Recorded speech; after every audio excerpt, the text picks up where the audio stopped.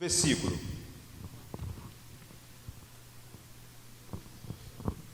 Eu vou abrir aqui minha colinha aqui, né? Como sempre, que eu anotei alguns, certo? Quando nós falamos do livro de Hebreus, qual é o versículo que te chama a atenção? Ou os versículos?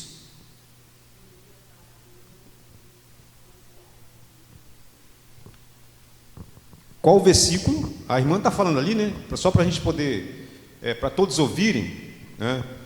Só para a gente poder dar início. Pois não.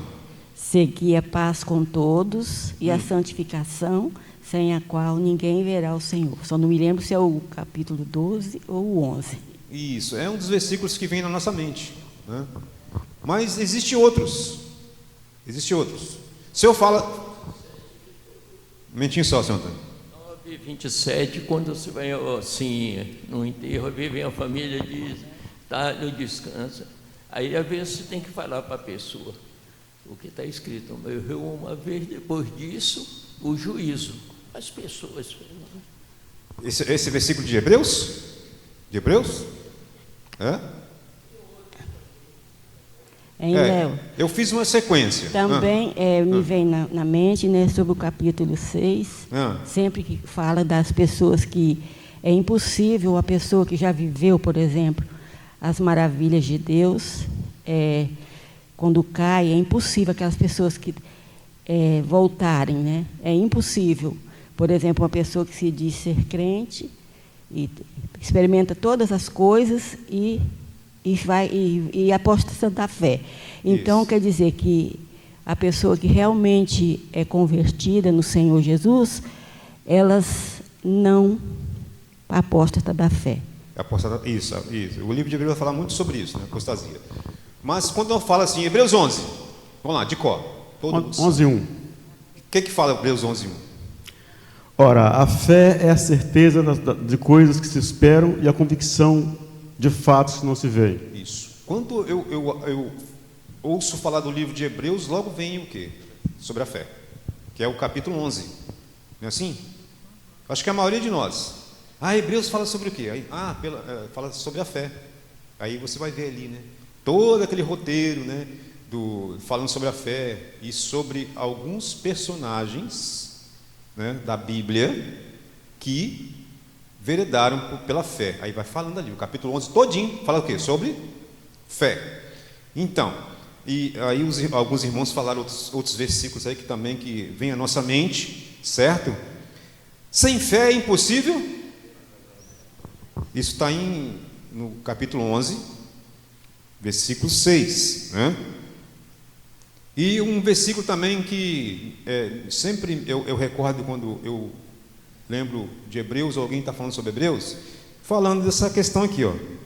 Não deixemos de nos reunir, como igreja, segundo o costume de alguns, mas procuremos encorajar-nos uns aos outros, ainda mais quando vocês veem que se aproxima o dia. Esse versículo também vem à minha mente. Eu separei esse para mim, tá? E outro, apeguemos com firmeza na esperança que professamos, pois aquele que prometeu é fiel. Está lá em Hebreus capítulo 10, versículo 23. E aí você vai, né, lembrando outros versículos que você já leu, já ouviu estudo, já ouviu pregação, que está dentro de Hebreus. Vários versículos famosos, vamos dizer assim, né, e que marcam algum tempo da sua vida, algum tempo determinado da sua vida, de uma pregação, de um estudo. De um próprio estudo que você deu, uma palavra que você falou para alguém. São vários versículos que você pode tomar aí, né? E você vai relembrando. Então é dessa forma. Quero que os irmãos observem no rodapé do livro de Hebreus, lá embaixo, né? Toda vez que nós queremos descobrir que um livro do Novo Testamento ele está sendo citado, né? Está sendo, vamos dizer assim, né? A gente usa muita palavra hoje, né? Link. Ele está levando para o Velho Testamento. Nós olhamos no rodapé da Bíblia, não é isso? Aí, se nós formos pegar o Novo Testamento, né, livro a livro, com a exceção de Apocalipse, livro a livro, pega lá do primeiro livro que nós começamos a estudar, que foi o quê? Mateus, não é isso? Mateus, Marcos, Lucas, tal, né, os 4 evangelhos, e vai avançando até hoje ao livro de Hebreus. Vocês vão notar que no rodapé desses livros tem citações igual tem aqui, só que é um detalhe. Em Hebreus, vamos usar a palavrinha assim mais, né, comum, o rodapé é mais gordinho. Percebam aí, olha a primeira página, embaixo do versículo 12, olha quanta referência, olha só quanta referência. Aí você vira a página, pá, vai virando, tem parte aí que está bem grossinho aqui, ó, com textos do Velho Testamento, né, sendo, né, linkado ou comparado com o que está escrito aqui, certo? São mais citações do Velho Testamento. Agora, por que eu estou falando isso? Essas rodas de rodapé são mais extensas. Por quê? É o retrato das coisas lá do Pentateuco, né? Aí vai alguns outros textos lá do Velho Testamento que estão sendo reportadas aqui no livro de Hebreus, que é uma particularidade, porque quem escreveu o livro de Hebreus era um exímio ou um conhecedor muito, do Velho Testamento e das coisas judaicas, tá, senhor Antônio? Das coisas judaicas, né? Eu estou falando do senhor Antônio aqui porque ele falou que ele tem um pezinho lá, né, com descendência judaica, né? Ele relatou isso aqui para a gente. Então ele era conhecedor, né, dos ritos, dos costumes, do Pentateuco e de tudo mais. Então nós podemos constatar isso. Agora eu queria fazer uma pergunta que é facinho para a gente responder. Quem é o autor do livro de Hebreus? Quem falar para mim certinho vai ganhar uma caixa de bombom. Falar certinho. O livro de Hebreus foi escrito por João, Manuel. Eu quero saber. E você vai falar assim: não, eu creio nisso porque. Não está escrito na Bíblia. Não está escrito na Bíblia? Não, não tem o autor. Não quero suposição, quero certeza. Valendo uma caixa de bombom só com bombom serenata, hein? Tá bom ainda o bombom serenata? Tá não, né? Deu uma caidinha, mas...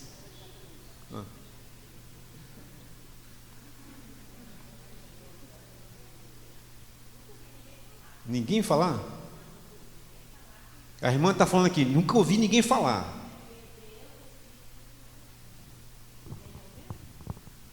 Alguém quer falar?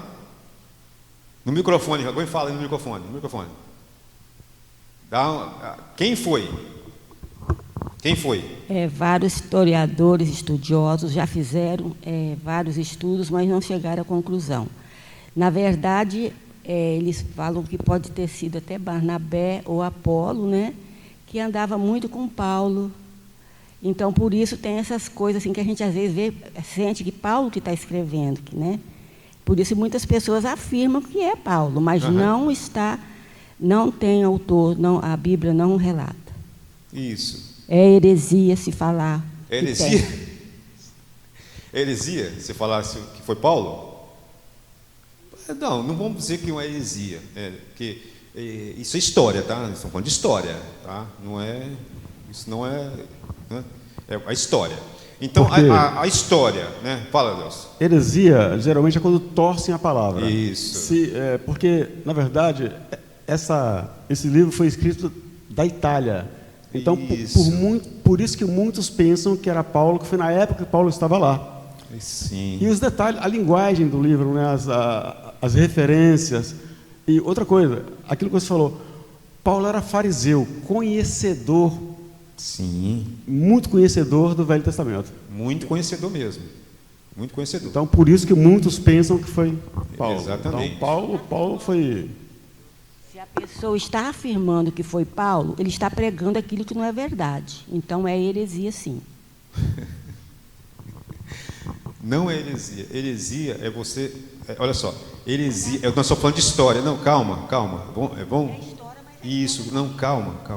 Vamos calmar os ânimos. Todo estudo da Bíblia, a gente tem que... do jeito que nós estamos passando aqui, nós passamos história, tá? Tá bom? Pessoas se debruçarem em cima da história para poder relatar para a gente, certo? Aí, o livro de Hebreus, né, eu vou dar resposta, senão a gente vai ficar aqui, né, estudando só isso. Ninguém sabe quem ele escreveu, tá? Há mais uns tentando chegar, né? É possível, vamos lá, é possível que Paulo tenha escrito, justamente por isso, tá? Quando se fala de heresia, está falando da distorção da palavra de Deus. Então, as pessoas são heréticas nisso.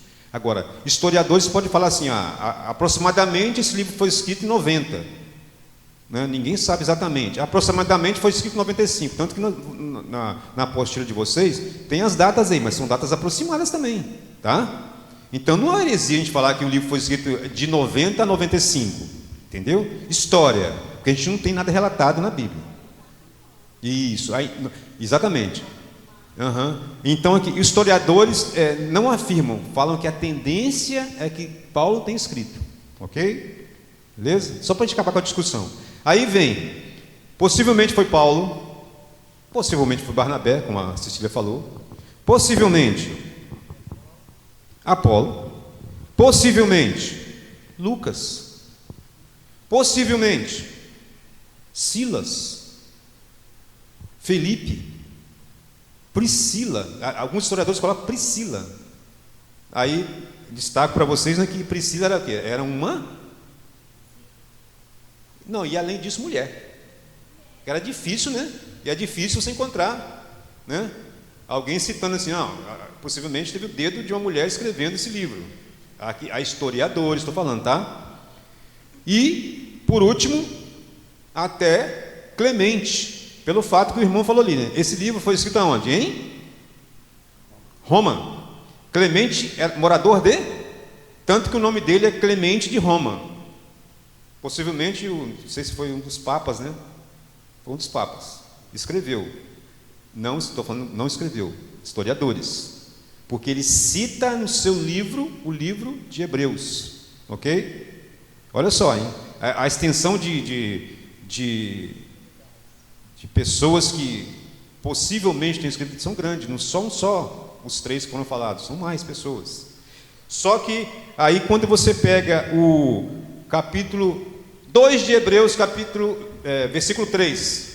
Alguém leia para mim com o microfone, por favor. Como Rafael? escaparemos nós se negligenciarmos tão grande salvação, a qual, tendo sido anunciada inicialmente pelo Senhor, foi-nos depois confirmadas pelos que a ouviram? Isso. Por que eu pedi para ler esse versículo? Notem que parece que ele está falando como se ele não tivesse o quê?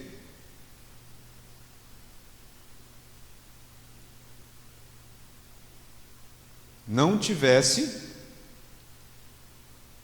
estado perto de Cristo. Perceberam? Aí nós descartamos Paulo por esse versículo, ou não?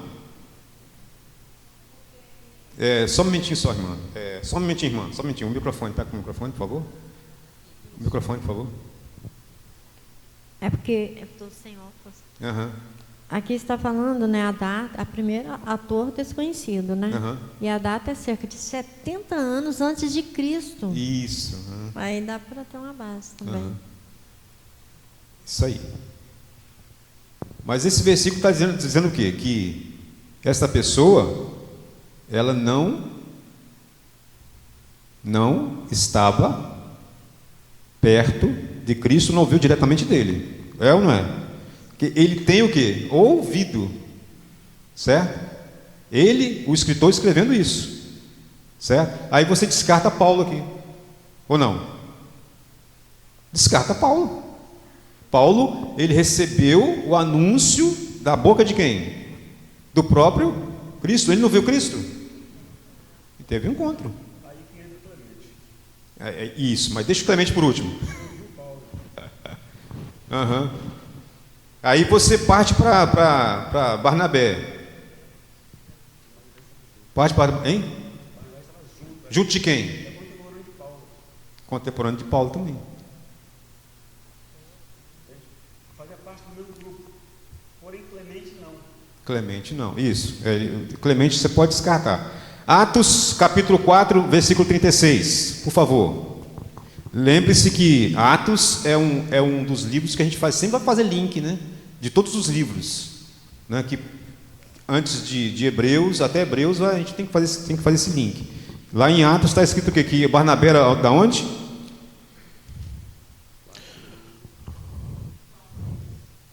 (4, 36 e 37). José, a quem os apóstolos deram o sobrenome de Barnabé, que quer dizer filho da exortação, levita, natural de Chipre. Isso, natural de Chipre. Aí alguns colocam assim, mas ele era levita, né? E levita também, que era um exímio estudante, né, do Velho Testamento. E além de ser levita, da tribo de Levi, né? Descendente de quem? Lá do Arão, sacerdote e tal. Aí leva para ele. Mas também é descartado pelo Hebreus 2, 3 também. Também. Eu tenho ouvido as pregações, né? Não participei, mas tenho o quê? Ouvido, certo? Ele relata a mesma coisa. Lucas, né, para a gente poder dar uma corridinha aqui. Lucas escreveu Lucas e Atos de uma forma o quê? Muito culta, né? Pelo fato dele ser médico, né, saber muito bem o grego. Então ele fez esses livros de forma culta, tá certo? Mas vamos dizer assim, a pegada desses livros desse livro de Lucas e Atos era direcionada para pessoas gentílicas, percebeu? E Hebreus não, para pessoas judaicas. Hebreus era altamente judaico. Vocês viram isso aí na leitura? Tudo que é relatado aqui, todos os ritos, todos os sacrifícios, todas as coisas direcionadas para o judeu. Apolo, quem falou que Apolo possivelmente seria o escritor? Martim Lutero, tá? Ele sugeriu isso, tá? Para quem está falando que é heresia, ele sugeriu, tá vendo? Uma sugestão, tá? Assim como os outros. Por quê? Apolo era próximo de quem? De Paulo. E também ele foi instruído por Priscila e Áquila. Vocês podem ver lá no livro de Atos, lembra? O link lá no livro de Atos. Vocês vão constatar isso. Em 1 Coríntios fala que ele era próximo de Paulo. Em Atos, Priscila e Áquila, ou Áquila e Priscila, o instrui, porque ele era um eloquente pregador que chegou e estava falando de Cristo, mas estava falando incompletamente. Eles chegaram, não, vamos ensinar você aqui como anunciar Cristo. Então ele começou, né, a ser instruído por eles. Mas, já que descartamos Paulo, ele era próximo de Paulo, podemos descartar também Apolo. Aí fica nessa incógnita. Silas, Filipe e Priscila são citados aqui, mas não tem nenhum fundamento, né, para poder afirmar. Aí onde chega Clemente de Roma, que morava em Roma, estudava também a palavra, né? Tomou o livro de Hebreus para poder escrever seu livro de 1 Clemente. Então alguns falam que possivelmente também tenha sido ele, certo? Aí encerramos e não decidimos e não sabemos quem é o escritor de Hebreus. Fica essa incógnita. Aí os estudiosos falam, só Deus sabe quem escreveu, certo? Mas nós sabemos que existe ensinamentos dentro do livro de Hebreus aqui que são muito importantes, não só para os judeus cristãos, mas que ele reporta para nós também grandes ensinamentos, certo? Eu acho que o mais importante do livro de Hebreus não é quem escreveu. Ele foi inspirado? Foi. Mas são os ensinamentos que ele traz que levou para os judeus e recai também hoje sobre a igreja de hoje. Microfone, por favor. E eu pesquisei, esse livro de Hebreus é chamado do quinto evangelho, porque ele descreve o ministério de Cristo no céu à destra de Deus, enquanto os outros evangelhos reporta o ministério de Cristo na terra. Isso. Aí você pode até completar, né? Não só, né, o quinto evangelho, mas também a fração do Pentateuco no Novo Testamento. Novo Testamento. Ele fala do povo judeu, o seu comportamento. Ele fala dos sacrifícios que eles faziam, né? E ele fala do que ou como ou por que esses sacrifícios serão feitos. Aí vai se refletir aí no sacerdote. Fala, Deus. Olhando nessa ótica, nós percebemos que Hebreus seria uma introdução de toda a Bíblia. Pode ser também, é uma colocação que pode ser colocada. Sim, pode ser. Só que aí você tem que partir do seguinte: tudo na Bíblia ela foi feito de forma estratégica, tá? Estratégica. Por que o livro de Hebreus, né, ele foi escrito? Por quê? Pode falar. Aqui até na apostila está falando que é uma epístola importante por falar do melhor de Jesus, né? Isso. O melhor, né? Que você vai encontrar, pelo que eu pesquisei, 13 vezes reportando o melhor de Cristo, melhor melhor do que os anjos, melhor do que Moisés. É essa parte que eu vou entrar agora. Então, Léo, e também ele fala do velho, né, de Melquisedeque, né, que Cristo foi por ordem de Melquisedeque, Cristo é sumo sacerdote. Sim. Isso é muito interessante. Muito interessante, Melquisedeque. Aí você tem que ir lá no Velho Testamento. Quem foi Melquisedeque? Só para a gente poder abrir parênteses, né? Quem foi Melquisedeque? Quem foi? Lembram? Ele era rei de Salém, né? Sumo sacerdote. Isso. E ele não veio da linhagem dos levitas. Então ele foi assim um tipo de Cristo, né? Que os pregadores. Isso. Aí o que a história fala? O que Abraão fez para Melquisedeque? Eles fizeram, na verdade, a primeira ceia, né? A Bíblia fala, alguns pregadores também falam, né? Pregadores renomados, né? Então, ele deu também o dízimo, Abraão deu o dízimo. Isso, Abraão chegou até ele, isso. Para essa questão, por quê?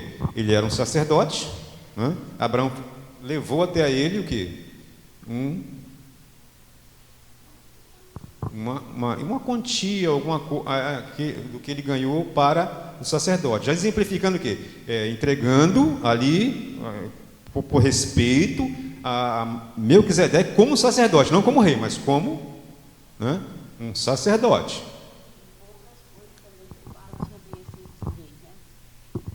E também a Bíblia fala pouca coisa sobre ele, praticamente nada, não tem a descendência, de onde ele veio, né? Exatamente, a história, a Bíblia fala que não mostra de onde era a sua descendência, né? E nem quem se descendeu dele. Por isso que é mencionado aqui no livro de Hebreus, e por isso que é citado aqui que Cristo é maior que Melquisedeque. Tema do livro. Agora sim, né, nós estamos falando muito de sacerdote. O sumo sacerdote é o tema do livro. Sumo sacerdote. Quem é o sumo sacerdote? Sumo.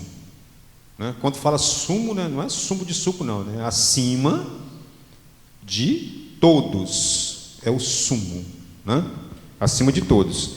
E eu achei interessante, na hora que eu bati nessa frase, né, o sumo sacerdote. Espera aí, Jesus é o sumo sacerdote? O sacerdote, ele era o responsável por, né, ser o intercessor de Deus, né? Por isso que hoje em dia uma denominação fala que os líderes são sacerdotes, né? Pois não. O sumo sacerdote no templo antigo, ele ia até a entrada e o meio do templo. O sumo sacerdote entrava no Santo dos Santos para oferecer o sacrifício.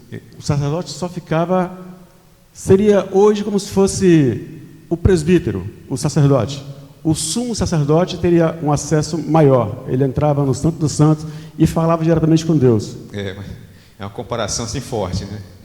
Porque o sacerdote, quando entrava para fazer o sacrifício, ele tinha que estar, né? Não. Ele tinha que estar como? Sem pecado. Senão, né, o sininho parava de bater e era só puxar a corda porque ele estava morto. Fala. Baseado nisso, é aquele encontro de Jesus com a mulher adúltera. Todos tinham pedra na mão, todos eram autoridade, só que ninguém pôde atirar a pedra porque havia uma lei que só quem não tivesse pecado poderia atirar a pedra. Então, só Jesus ali poderia atirar a pedra na mulher adúltera. Tem sentido. Aí o sumo sacerdote, que é Jesus, é o único que nos dá, né, e intercede por nós. Olha só, hein? Grave isso aí. É o único que pode interceder por nós. E ao mesmo tempo, ele era o próprio sacrifício. Olha só, hein? Ele não precisava de um animal para poder, né? Ele era o sacerdote, né? E era o próprio quê? Sacrifício. Nós cantamos isso, né? Cristo é o quê? É o sacerdote, ele é o rei, né? E é o próprio sacrifício. Certo?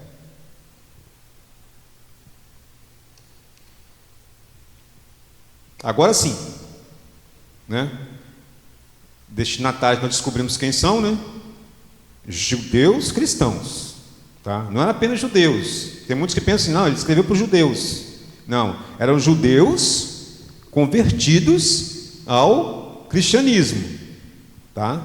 Com aqueles ritos, aquelas coisas do Pentateuco, tudo na sua mente, certo? É aquela questão que nós falamos, né? Entrou na igreja, mas trouxe de fora o quê? Tudo aquilo que antes eles praticavam. Então é um judeu convertido. Já viram uma história assim, né, de pastores que eram judeus e, né, se converteram e viraram pastor? Já viram história assim? Que eram judeus mesmo, praticantes, né?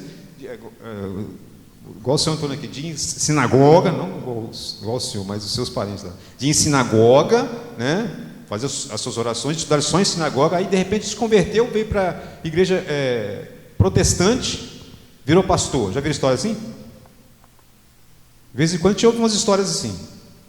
Aí ele se converteu, aí tem que deixar, ou fica na mente dele tudo aquilo que ele praticava antes, e agora ele tem que fazer assim como nós fazemos. De forma diferente. Um pastor, né? Que era judeu.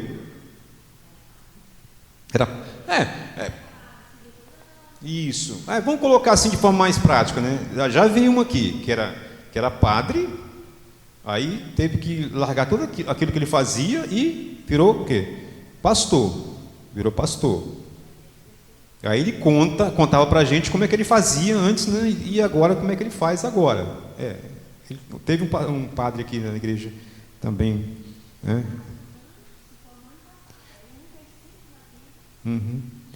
Nós podemos tomar como exemplo mais de história o próprio quê? Lutero, né? Lutero. Ele tentou reformar a igreja, não conseguiu e fez o quê? O protestantismo. Isso aí. Tá. Propósito do livro de Hebreus. Propósito. Aí, alguns versículos aqui, né? Que alguns nós já lemos já, né? E outros não. Hebreus capítulo 6, versículo 10. Ele diz ali. Podem abrir lá em Hebreus capítulo 6, versículo 10. falam que da generosidade deles, dessa igreja, né, de judeus, cristãos. Lê, Rafael, fazendo um favor. Porque Deus não é injusto para ficar esquecido. É o 10? 10. Porque Deus não é injusto para ficar esquecido do vosso trabalho e do amor que evidenciastes para com o seu nome, pois servistes e ainda servis aos santos. Isso. Então, eles eram o quê? Servos dos santos. E como nós servimos os santos nos nossos dias? De que forma nós servimos os santos? Nossa igreja, como é que serve os santos? Está cheio de santo lá na parede, lá, gente. Ó. Uns aos outros? Uns aos outros, primeiros da família da fé, e depois, olha lá, o quadrinho. Quantos tem ali? Vários missionários. É assim que nós ajudamos os santos, e é assim que eles faziam também. Então, eram judeus que cooperavam com o crescimento do Evangelho. Tá? Era do propósito dele estar escrevendo isso aí. Das perseguições que eles sofriam também, né? Eram cristãos, né? Deixou o judaísmo, viraram cristãos, então estavam sendo o quê? Também perseguidos. Vocês vão observar isso lá em Hebreus, capítulo 10, de 32 a 34, que eles também sofriam o quê? Assim como todas as igrejas que se convertiam, né? Pessoas se convertiam, eles sofriam o quê? Perseguições por causa do Evangelho, tá? Mas aí é lamentável, nós lemos o Hebreus capítulo 5, versículo 11. Por favor, alguém leia, que está com o microfone. 5, 11. O que diz lá? A esse respeito, temos muitas coisas que dizer e difíceis de explicar, porquanto vós tendes tornado tardios em ouvir. Isso, olha só. Aí ele faz uma crítica para eles. Que eles eram o quê? Tardios em ouvir. Ah, mas eram judeus, praticantes, né? Conhecedores do Velho Testamento, convertidos por Jesus Cristo. Mas, aonde tem homens, tem falhas. Então, um dos propósitos é ele falar para eles poderem não se comportarem desta forma, serem tardios em quê? Em ouvir. Em ouvir. Não é muito diferente dos nossos dias, das nossas igrejas também, certo? A igreja está indo tão bem, mas de repente, né, alguns ficam o quê? Tardios em ouvir, né, aquilo que está sendo pregado, aquilo que está sendo ensinado, e alguns ficam o quê? Para trás, certo? E ele fala também que ele os visitaria breve, né? Podem consultar isso lá no final do livro de Hebreus. E por último aqui ele faz uma repreensão para eles, tá? Por não se reunirem com frequência. Olha a importância que ele dá a isso, se reunirem com frequência. Está lá em Hebreus 10, 25. Por favor, Rafael. Não deixemos de congregar-nos, como é de costume de alguns, antes façamos admoestações, e tanto mais quanto vedes que o dia se aproxima. Isso, está vendo? A importância da igreja estar se reunindo, né? Está se reunindo. Hoje nós temos uma liberdade de se reunir todos os dias na igreja, né? Esses irmãos aí, eles, lembra aquele que eu falei aqui? Eles sofriam o quê? Perseguições. E mesmo assim, eles se reuniam. Ele faz esse alerta: não deixe de se reunir. Olha só, imagine só a nossa igreja hoje, né? Vamos colocar aqui para a nossa igreja aqui, esse grupo de pessoas que está aqui. Chegasse alguém ali na porta da igreja com um decreto ali: a partir de hoje vocês não poderão se reunir mais. E aí, qual seria a sua reação quanto a isso? Ó, acabou, fechou, lacrou, colocou aquela aquela fita amarela ali, né, com X, vocês não podem entrar mais aqui para se reunir. Podem nem limpar mais a igreja. E aí, qual seria a nossa reação? Para onde vocês iam se reunir? É uma situação difícil e nós devemos nos preparar que nós podemos passar por esses momentos, tá? Eu não sei se... Tudo está caminhando para isso. Eu não sei se vai acontecer isso na nossa época. Mas nós estamos caminhando para ter muitas perseguições. Mas acontecia isso lá com esses judeus cristãos. Mas mesmo assim, mesmo com a perseguição, ele alerta para que eles não deixem de se reunir. E possivelmente se reuniam, não em templos como o nosso, mas em domicílios. Eles eram proibidos de se reunir nos seus domicílios, nas suas casas. Certo? Ah, tá bom. Aí agora vocês não vão poder se reunir mais em casa. E aí? Se estiver ouvindo um burburinho lá de pregação ou de música, né? Igual nós vamos nas casas dos irmãos aí cantar, né? Aí o vizinho liga, tem uns crentes me incomodando aqui. Vem aqui. Expulsados daqui. Aí acabou a reunião em casa. Onde vocês iam se reunir?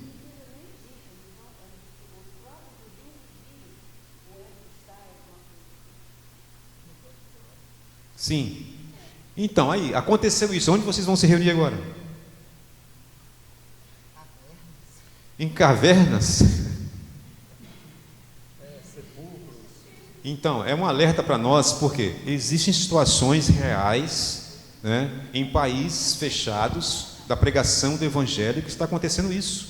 Não pode ter templo, não pode se reunir em casa, né? Nós vemos aí o pastor Osni, né, quando manda mensagem para a gente, ele tem que cortar palavras, né? As mensagens têm que ser entre linhas, porque se eles pegam alguma coisa, o que acontece? Eles são penalizados. E principalmente aqueles que eram da seita deles, se converteram, eles são o quê? Presos, arrastados para cadeias, porque deixam de fazer o que eles faziam antes, como, né, da religião deles, que eles acham que é religião, né? Se converte ao cristianismo e são penalizados. E é isso que esses judeus estavam passando, mas mesmo assim, esse escritor fala para eles: não deixem de se reunir. É o propósito, um dos propósitos aqui do livro de Hebreus. A igreja é o corpo de Cristo. Isso, essa é a finalidade. A irmã está falando aqui que a igreja é o corpo de Cristo. Então a finalidade é o quê? É todos estarem juntos, né? Todos estarem juntos. E a igreja, ela tem que se reunir. E aqueles, né, que estão ficando em casa, né? Eu não estou criticando não, né? Porque isso acontece na família da gente também. Fica em casa, né? E a gente está tendo um estudo tão gostoso aqui, lendo. Talvez o professor não está agradando, mas a palavra de Deus sempre agrada. Ela traz a mensagem para você. Nem sempre o pastor que está pregando agrada, mas ela traz a mensagem para você. E você está aqui ouvindo a palavra de Deus, reunindo com os irmãos e fazendo aquilo que Deus quer que nós façamos, né? Nos reunir, né? Não deixemos de nos congregar para poder ouvir e adorar a Deus. É um alerta não só para os judeus lá da época de Hebreus, mas para a igreja de hoje, certo? Tá, a finalidade então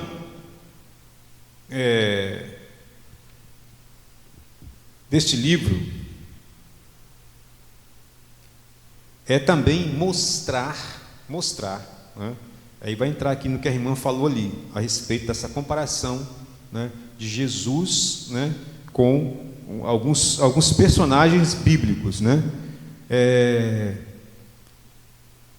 Mas antes, a finalidade é fazer com que os judeus cristãos, né, como o livro diz aqui, os hebreus, a carta aos hebreus, né, ressaltar também agora a superioridade de Cristo em relação aos demais personagens que ele vai sendo citado aqui.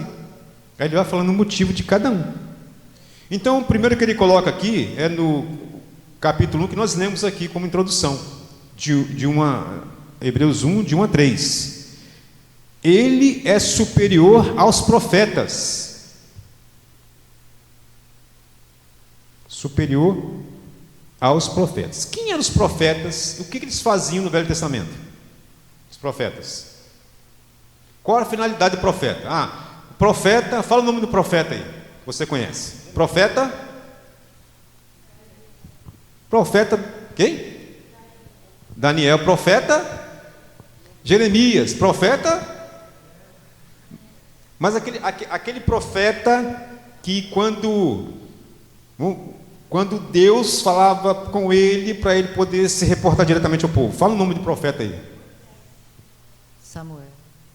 Samuel, assim, é o mais famoso, vamos dizer assim, né? Samuel. Deus falava com Samuel, assim, aí ele falava assim, essa palavra: assim diz o Senhor.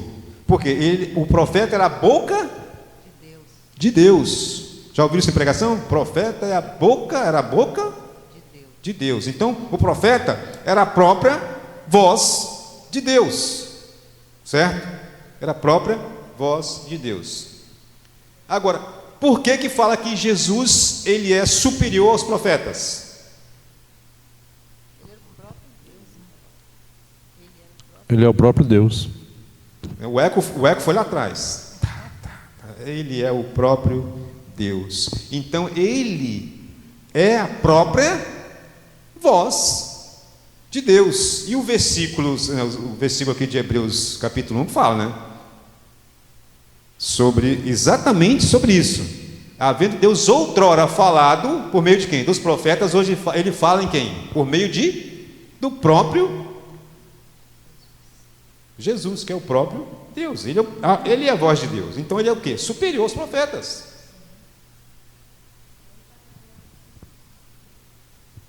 Através de quê?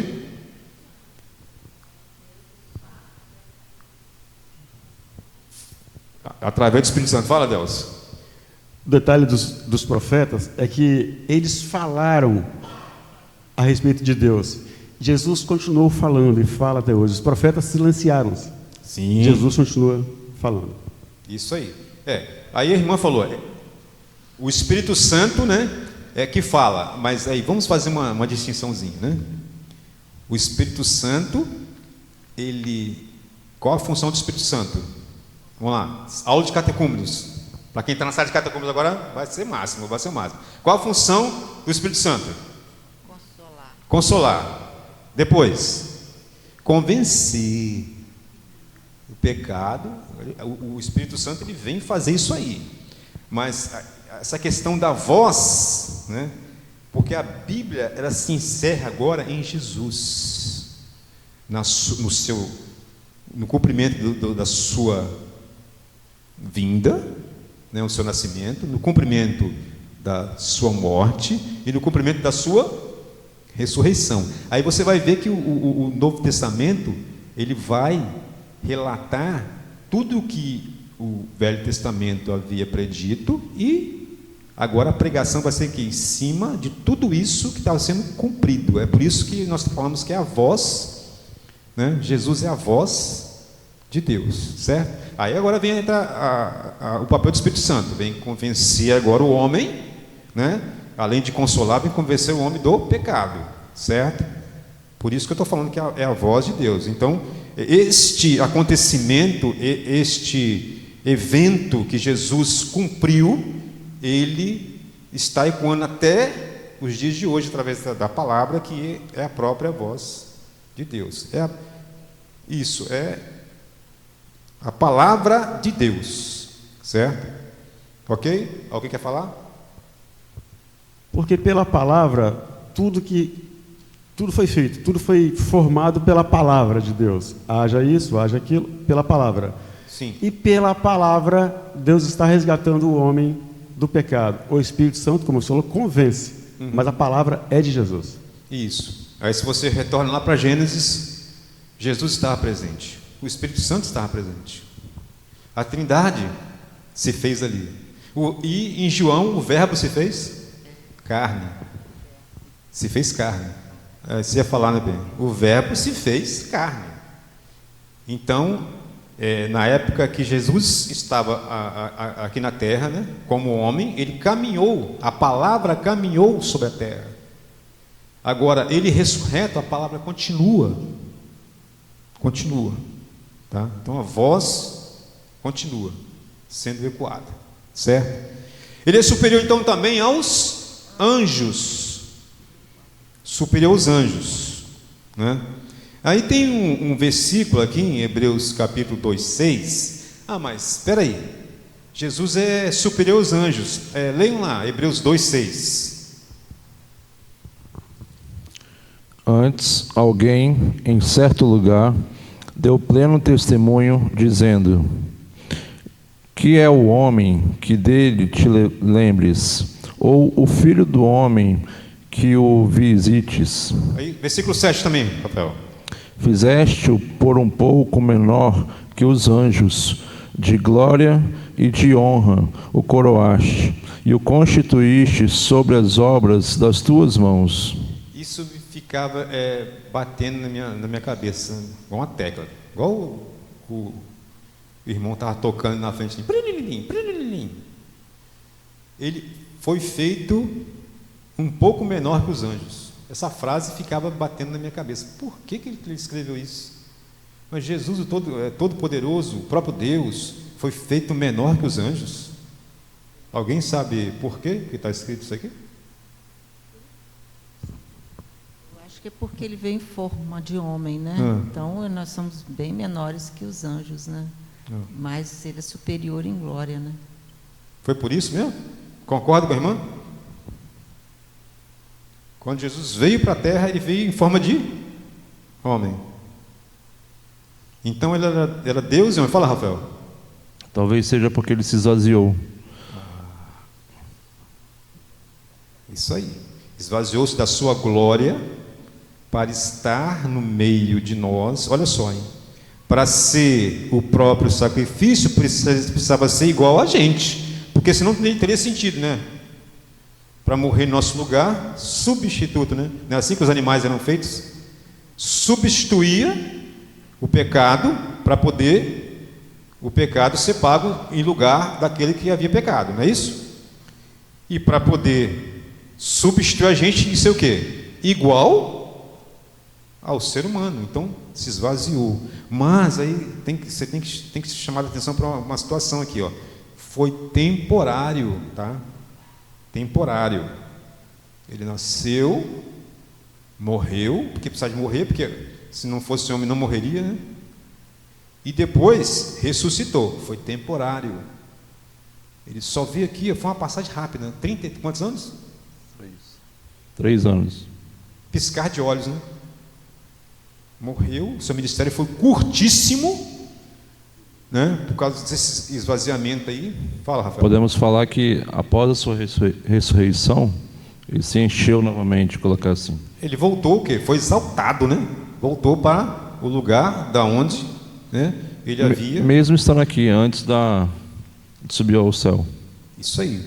Mas preste atenção, né? Que a gente tem que falar sempre, porque apesar de ter esvaziado, ele era assim mesmo perfeito. Se não fosse perfeito, não poderia ser sacrificado. Lembra dos animais? Eles tinham que ser o quê? Animais perfeitos. Isso, sem mácula, né? Perfeito. Então esta é a comparação que é feita aí por Jesus. Se não fosse o próprio Deus, nós estaríamos perdidos. Por isso que fala que ele, né, nesse versículo 7, né, que foi feito um pouco menor, mas ele é superior a todos os anjos. Anjos só são o quê? Mensageiros. Jesus não, Jesus é a mensagem, tá? Lembre disso. Anjos não são mensageiros. Jesus é a mensagem. Por isso que ele é o quê? Maior do que os anjos. Então ele também é superior a quem? A Moisés. Na cabeça dos judeus, Moisés era quem? Na cabeça dos judeus. Qual era o papel de Moisés na cabeça dos judeus? O que era Moisés para eles?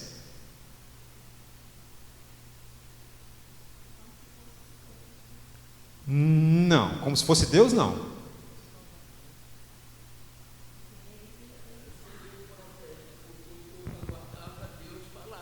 Ele, quando falava para o povo, vou falar com o Senhor. Quando falava para o faraó, seria um profeta, um homem conduzido, porque ele seria um Balaão, que ninguém fala.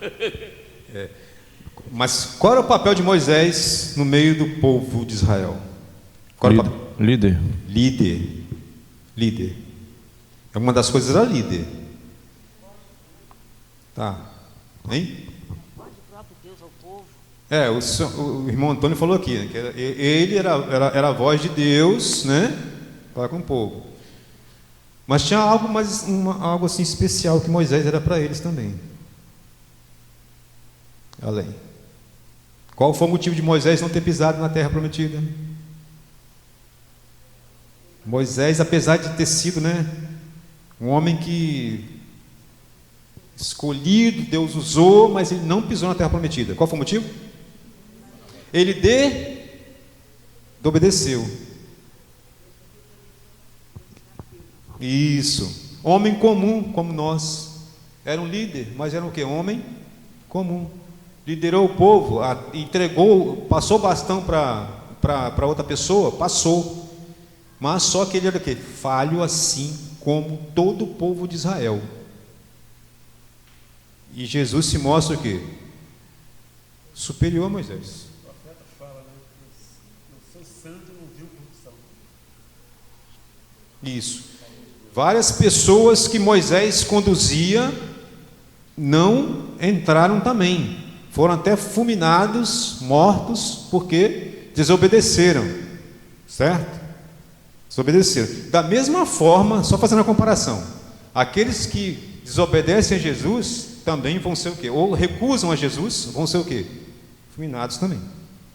Certo? Quem quer falar? Alguém levantou a mão? Não.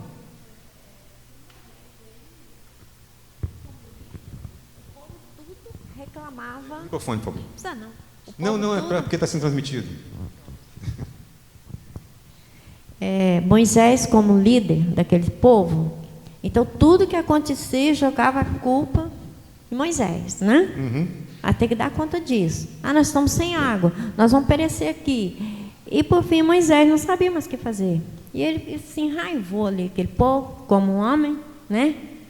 Ele não sabia o que fazer. E Deus falou, né, para ele tocar na rocha, mas tocar. Só que ele ficou nervoso, ele estava muito nervoso e pá, com toda a raiva. E aí Deus puniu, né? Por isso ele não chegou lá na terra Canaã. Isso. Aí ele mostra a imperfeição humana.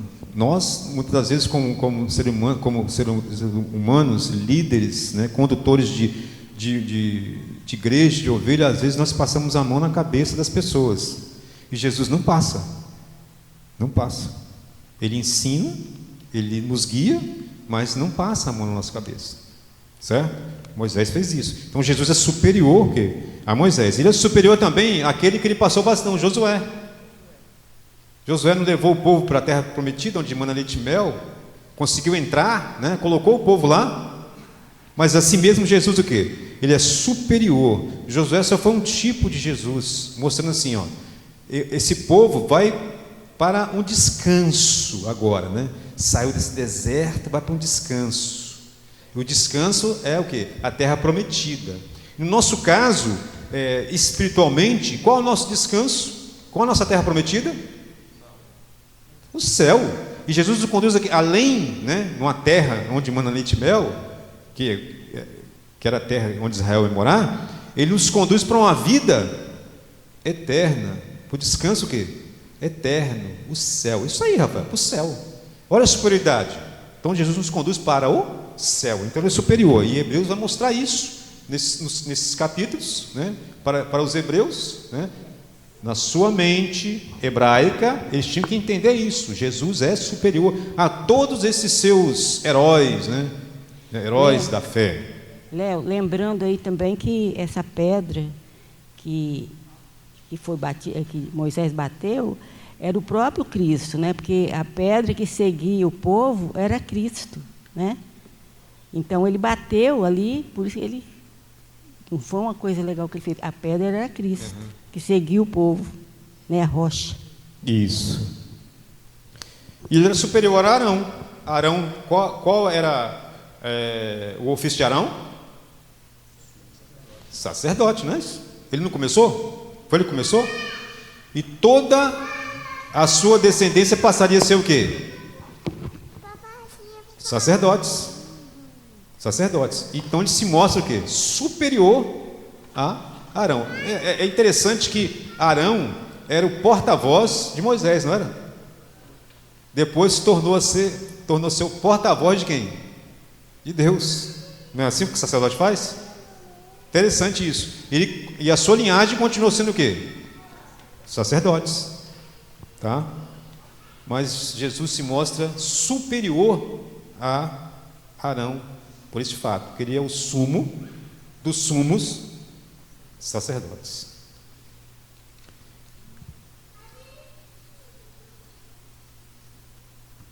Só um paralelo aqui, eu fiz. Cristo, como sacerdote, né? O sacerdócio. Ele recebeu de Deus, né, essa incumbência. Arão recebeu essa incumbência de quem? Moisés. E depois a sua descendência, né, passou a participar do sacerdócio porque era da linhagem dele. Cristo é eterno. Os sacerdotes, eles morriam e tinham que ser substituídos. Vacilou, né? Tinha que substituir. O sino tocou, ou não, o sino não tocou, a corda tinha que ser puxada. Cristo, impecável, nunca pecou. E Arão era um pecador.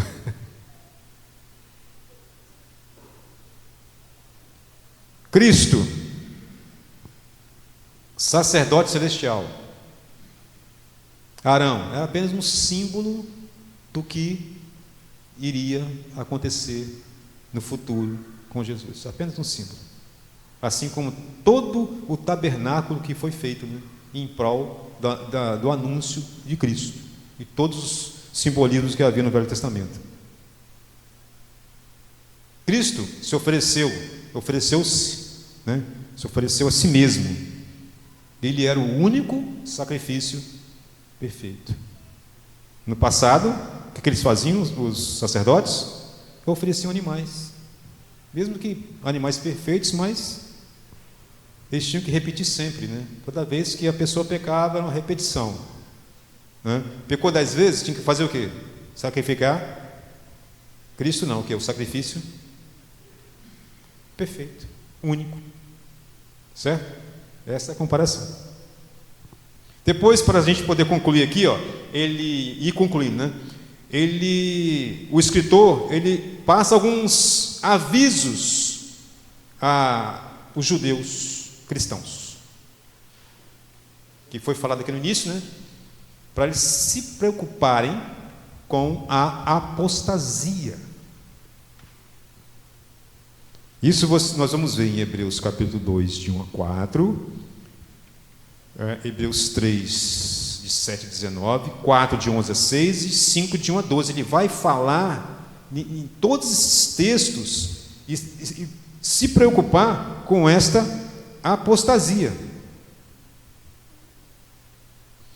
Vou ler um deles aqui, que é o 2, 1 a 4. Por esta razão, importa que nos apeguemos com mais firmeza as verdades ouvidas, para que delas jamais nos desviemos. Essa palavra, ela está sendo dita para os hebreus, judaicos, cristãos, ou está sendo dita para nós?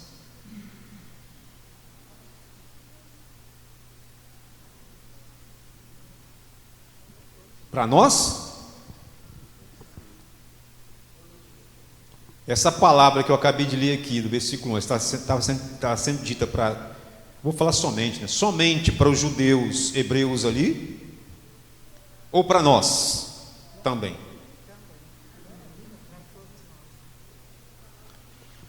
Isso, parece que ela está falando para a nossa igreja, parece, não parece?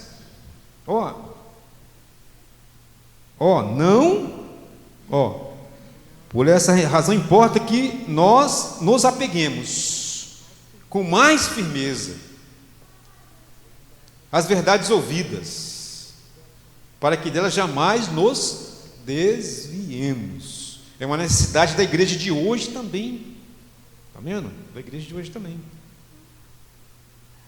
Pegar com firmeza tudo que nós estamos ouvindo. Tudo que estamos ouvindo. Capítulo 4 aqui, versículo, deixa eu ver aqui, 11.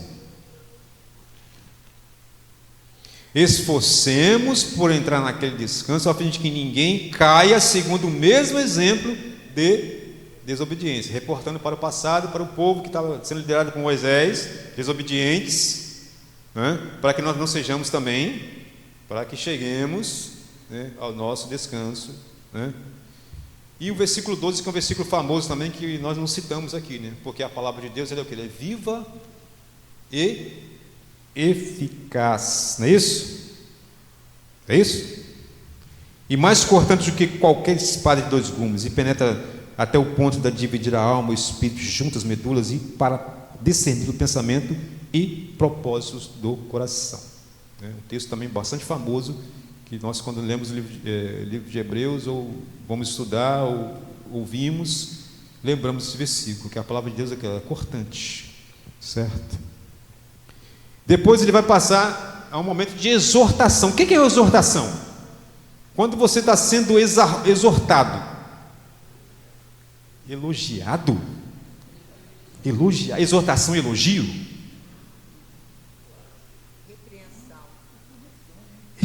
exortação e repreensão.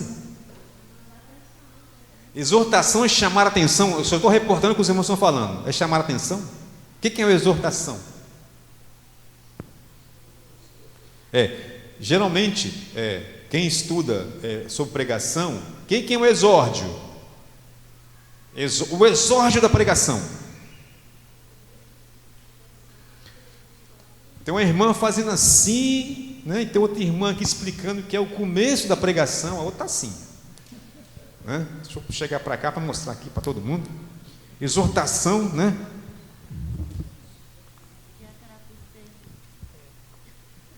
Você sabe, Rafael, o que é exortação? Alguém sabe? Eu vou descartar aqui alguns aqui, né?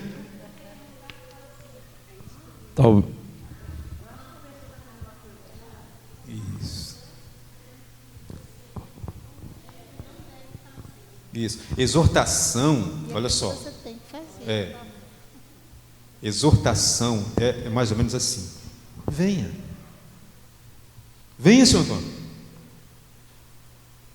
Eu vou abrir a porta, você vem. Entendeu? Assim, de forma mais, né, simples. Venha que agora que eu vou te mostrar, né, o que vai acontecer, o que você tem que fazer. Por isso que fala que existe um exórdio na pregação. Ele chama a atenção para o assunto que você vai começar. Então é como se chamasse você de fora para dentro. Então ele exorta, entendeu? Aí sim, com carinho, tá? É como a irmã falou aqui, né?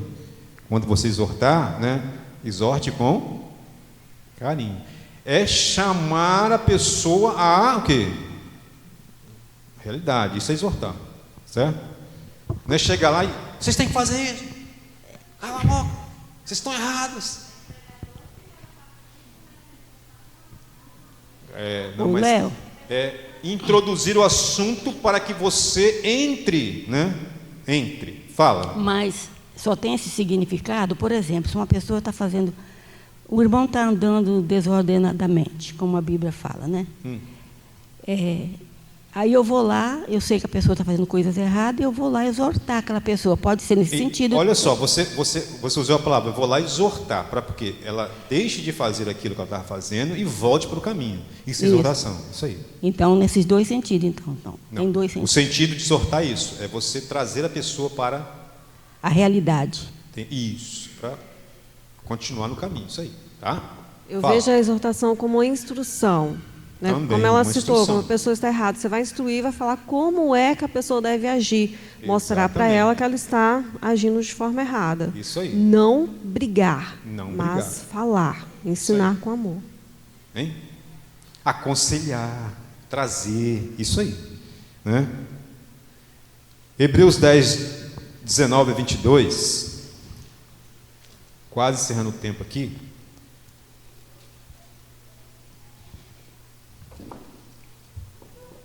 (19 a 22). Tendo, pois, irmãos, interpreteis para entrar no Santo dos Santos, pelo sangue de Jesus, pelo novo e vivo caminho que Ele nos consagrou pelo véu, isto é, pela sua carne, e tendo grandes sacerdotes sobre a casa de Deus, aproximemo-nos com sincero coração, em plena certeza de fé, tendo o coração purificado de má consciência e lavado o corpo com água pura.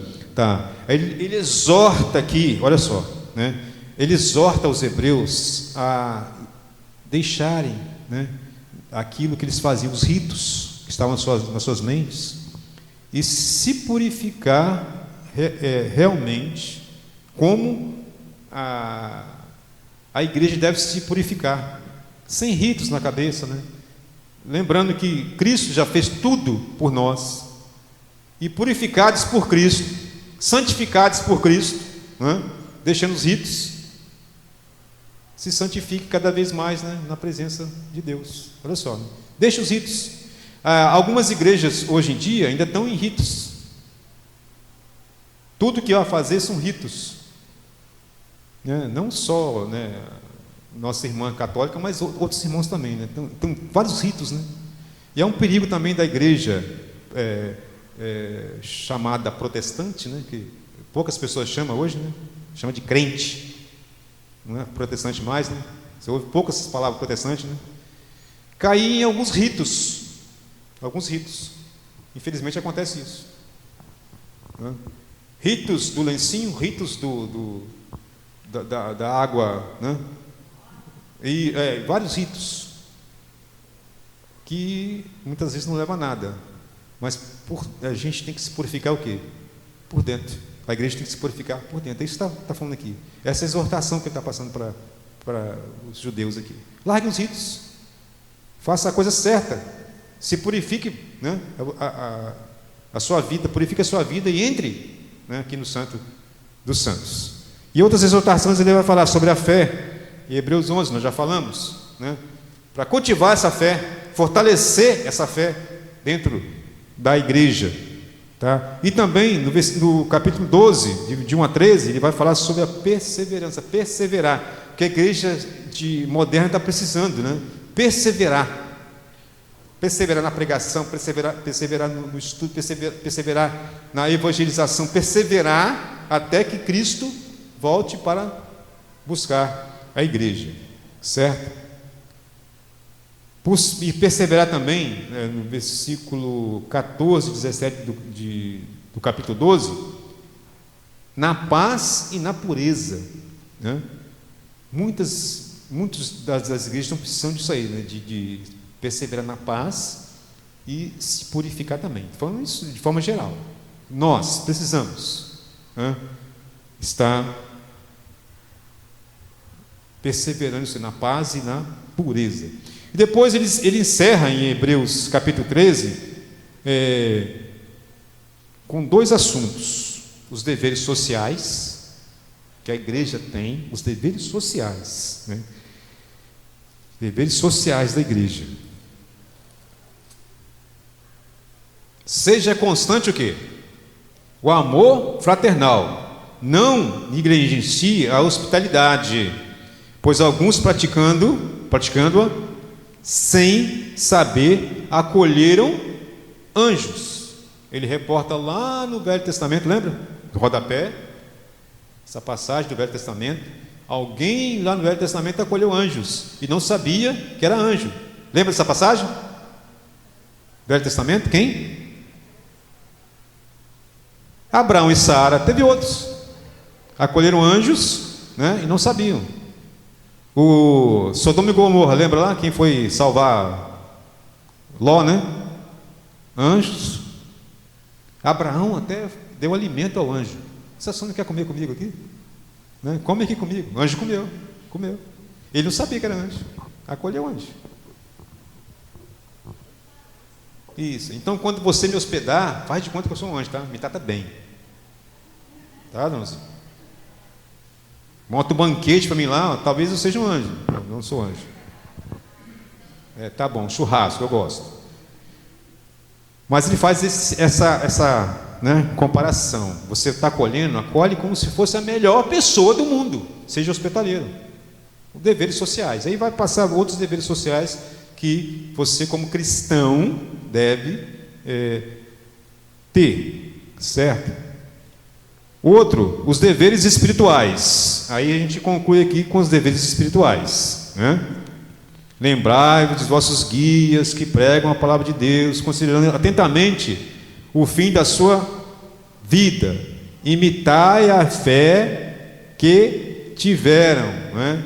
Aí ele reporta também, né, ao Velho Testamento, né? Quem eram os guias do Velho Testamento?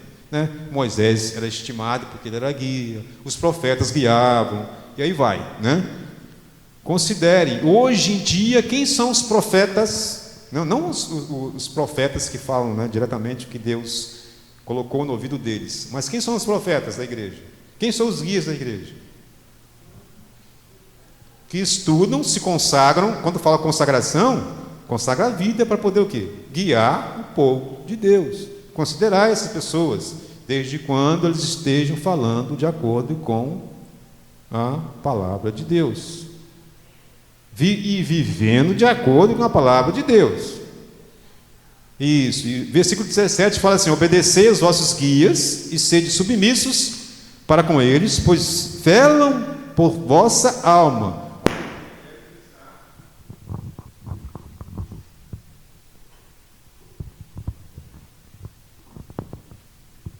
Obrigado. Como devem prestar contas para que façam isso com alegria e não gemendo, porque isso não aproveita a vós outros, certo? Obediência, né? Obediência, obedecer, né? Sempre foi falado isso em outros estudos, obedecer às autoridades da igreja, né? Desde quando eles estejam de acordo com a palavra de Deus. Sejam submissos, né? Desde quando eles estejam de acordo com a palavra de Deus. Mas são deveres o quê? Espirituais da igreja, certo? Ouvirem a liderança. E assim nós encerramos o livro de Hebreus dessa forma, tá? Aí os irmãos tiveram alguma pergunta? É a hora, porque falta 1 minuto para acabar. Não tem? Satisfeitos? Então vamos tentar então na próxima aula nós fazermos essa dinâmica, tá? Nós estamos estudando Tiago e os demais livros, certo? Vamos pegar pontos importantes de cada livro e estudar, certo? Por quê? No próximo mês, vocês já vão estar estudando escatologia, ok? Deus possa nos abençoar. Um bom dia para todos, tá? E até o culto da noite. Amém?